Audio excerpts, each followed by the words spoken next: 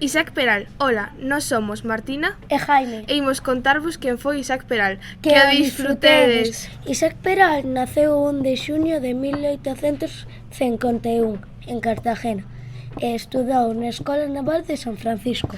Grazas aos seus conhecementos de física e naval, puido facer un prototipo de submarino e facelo realidade. O seu submarino tiña torpedos que se instalaron para defender os océanos, pero se utilizaron como ataques para os seus inimigos. Tamén foi tenente no navío da Armada e morreu o 22 de maio de 1895 aos 43 anos. Como dato curioso, ten varias cousas co seu nome, dúas rúas que se atopan en Asturias e A Coruña, o seu submarino, un museo e un colexio que se atopa en Ferrol. Espero que os haya gustado e nos vemos nun próximo episodio.